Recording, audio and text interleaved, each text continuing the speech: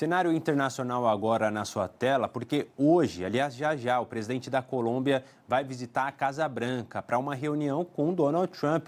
O encontro acontece meses depois de várias ameaças dos Estados Unidos contra Gustavo Petro, dizendo que ele podia ter o mesmo final, o mesmo desfecho que Nicolás Maduro teve, ou até pior do que isso. Então, para entendermos como saímos de um ponto de ameaça tão forte até um encontro na Casa Branca, nós conversamos neste momento com o professor de Relações Internacionais, Andrew Trauman, que está aqui com a gente. Professor, um ótimo dia. Ótimo dia para vocês também, muito bom estar aqui de volta. Professor, eu quero então já introduzir aqui a pergunta, vou repetir brevemente, porque é o ponto principal que me chama aqui a curiosidade. A gente teve uma tensão gigantesca na América Latina, ainda tem, é verdade, né? Envolvia dois personagens, né? Eu colocaria três se a gente fosse citar Cuba, mas vamos ficar aqui só com Venezuela e Colômbia. Um deles saiu do jogo, né? O líder deste país, no caso de Nicolás Maduro, mas Gustavo Petro segue no poder. E, embora as ameaças tenham acontecido, ele também tem ali insultado Donald Trump, dizendo que Trump era senil e coisa que tal. Do nada, eles fizeram uma ligação, resolveram abaixar ali o tom e vão fazer esse encontro. O que, na sua opinião, fez com que essa mudança repentina acontecesse? Olha, são interesses mútuos, né? O que acontece basicamente é que vão haver eleições na Colômbia agora já em maio, ou seja, o Petro só tem mais 4 meses de mandato. Ele quer fazer o seu sucessor, então lembrando a quem está nos assistindo que na Colômbia não há reeleição, é um mandato apenas. Então ele está tentando fazer o seu sucessor. E interessa para a Colômbia uma Venezuela estável, né? A Colômbia foi um dos países que mais recebeu refugiados venezuelanos nos últimos anos, cerca de 3 milhões de refugiados, e uma Venezuela instável poderia aumentar esse número de refugiados, poderia criar uma instabilidade social, criar uma instabilidade política, poderia ocorrer a entrada de grupos armados venezuelanos na Colômbia, e nada disso interessa à Colômbia em uma condição normal, ainda mais em tempo de eleição.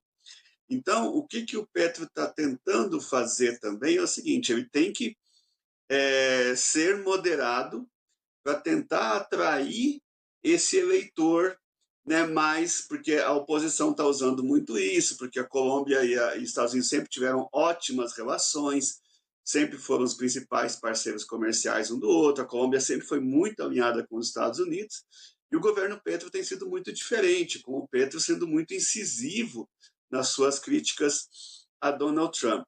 Também é claro que não interessa ao Petro essa questão, por exemplo, ele está entrando com um visto especial de apenas 5 dias, ele foi descertificado, né? Não sei nem se essa palavra existe, mas enfim, é como se usa na Colômbia como um país que não está colaborando com o narcotráfico e tudo isso.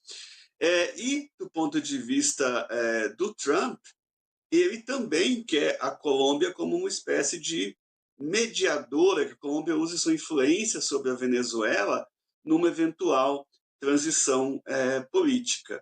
Então, eu gostaria de colocar para quem está nos assistindo que esse encontro foi marcado em 7 de janeiro, 4 dias depois da captura de Nicolás Maduro, e a partir daí a gente percebe que o Gustavo Petro tem baixado o tom em relação aos Estados Unidos. Às vezes ele se excede, porque ele é assim, mas em geral ele tem baixado o tom para que esse encontro acontecesse. Agora, professor, pegando também esse encontro, qual seria o peso ou como seria esse peso na relação de outros países também da América Latina, né? A gente está acompanhando um clima de tensão nos Estados Unidos foi pior com a Venezuela, acompanhamos essa situação também com a Colômbia, mas a gente sabe que há outros países também, inclusive o Brasil, dentro desse nicho de interesses. Como é que esse encontro também, ou o que ele sinaliza para o restante da América Latina?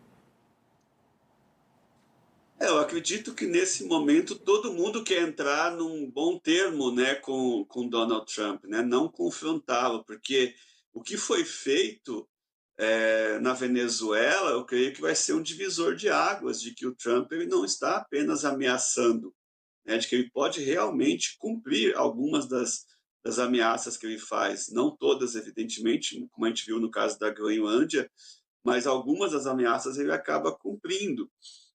E no caso da Colômbia, a gente tem não só essa questão das eleições que eu falei, mas também questões que interessam aos Estados Unidos, como a questão da segurança, do petróleo e tudo isso.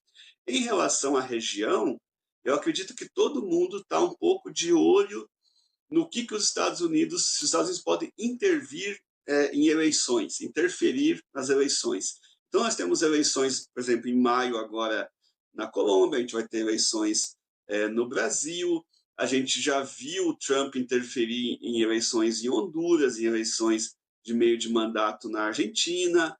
Então, acredito que todo mundo está de olho nisso, né? O que vai sair dessa reunião? É algo que realmente está deixando as pessoas bastante ansiosas. Por quê? Porque tanto Trump quanto o Petro são imprevisíveis.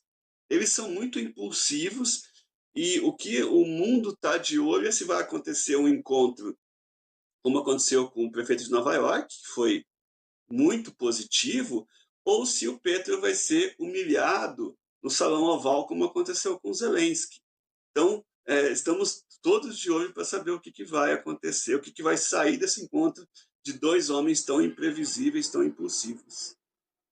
O fim da sua pergunta, da sua resposta é o início da minha, professor. Era justamente nesse ponto que eu queria tocar, sobre o histórico bem negativo que a gente tem, né, ali no Salão Oval, com aliados americanos, claro que muitas vezes antes já tinham sido criticados por Donald Trump, como no caso da Ucrânia, da África do Sul, no entanto, aliados, né?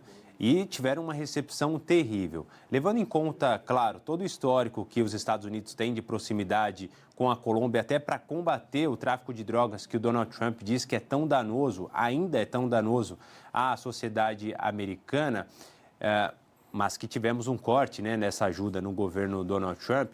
O senhor imagina que não é mais provável, inclusive, pela relação ruim que tem se estabelecido recentemente, né, desde o início do mandato Trump com a Colômbia, que nós vejamos uma repetição justamente dessa saia justa e que o Petro não vai ter força suficiente para contrapor ali as palavras de Donald Trump, ainda que ele tenha uma verborragia, né, mais forte ali na sua identidade? Olha, João, eu vou falar para você.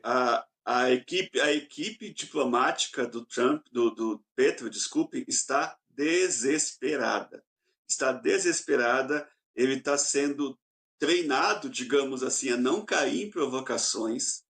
Então, assim, porque ele cai em provocações, ele é uma pessoa que, se é provocado, ele responde de uma forma pior ainda, e isso pode causar, assim, acho que saia justa seria pouco, né? Podia causar realmente um incidente diplomático entre os dois e uma repetição do episódio Zelensky no Salão Oval.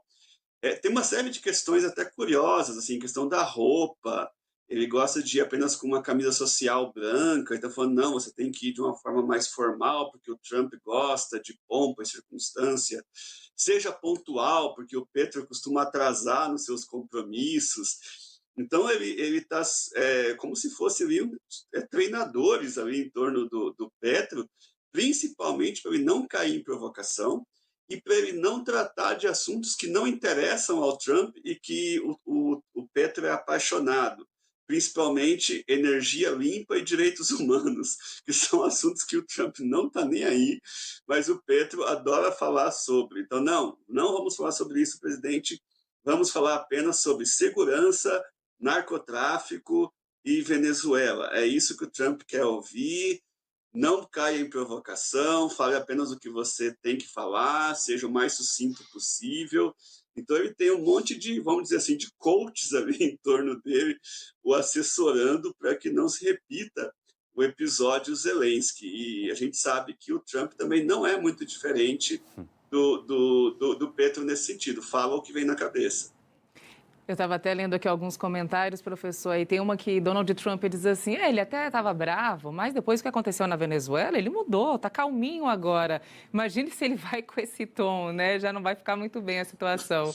Professor de Relações Internacionais, Andrew Trauman, muito obrigada, viu, pela tua participação. Até a próxima por aqui. Muito obrigado e até uma próxima.